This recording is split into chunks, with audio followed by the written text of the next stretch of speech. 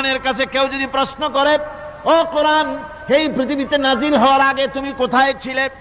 কেউ যদি প্রশ্ন করে, কোরআনে কারীম নিজে নিজের পরিচয় শোনায়, আমি কোথায় ছিলাম শোনো।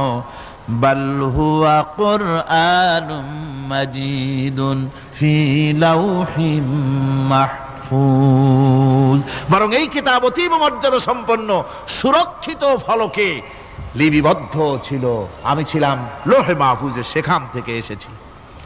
যদি কেউ প্রশ্ন করে, কোরআন কি কোরআন, তুমি কার উপরে অবতীর্ণ হয়েছ? জবাব কোরআন নিজেই দেয়, ওয়া আমিনু বিমা নুজিলা আলা মুহাম্মাদ ওয়া হুয়াল হাক্কু মির রাব্বিহিম, ঈমান আনো সেই জিনিসের উপরে যেটা মুহাম্মদ সাল্লাল্লাহু আলাইহি ওয়াসাল্লামের উপর অবতীর্ণ হয়েছে।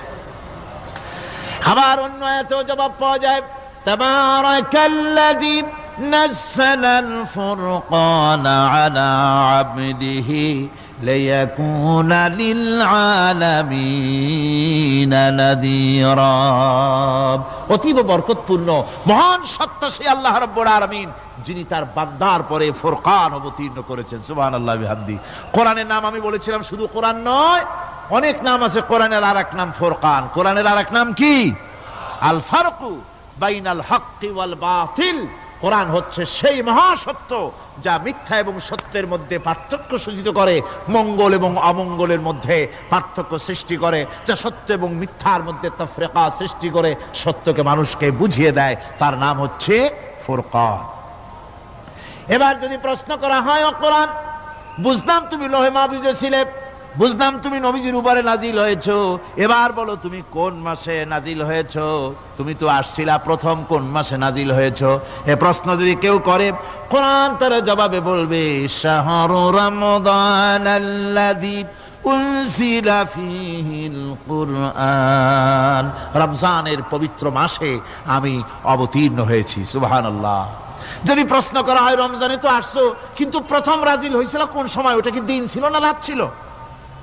কোরআন তার জবাবে বলে, ইন্না আনজালনাহু ফি লাইলাতিল কদর, কদরের পবিত্র রাতে আমি এই পৃথিবীতে আমার আগমন ঘটেছিল।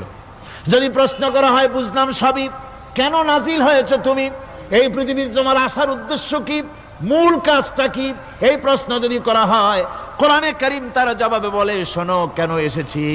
লিতুখরিজান নাসা মিনাজ যুলুমাতি ইলান নূর, আমার মিশন হচ্ছে গোটা বিশ্ব মানবতাকে পুঞ্জীভূত জমাট বাঁধা অন্ধকারের ভেতর থেকে টেনে বের করে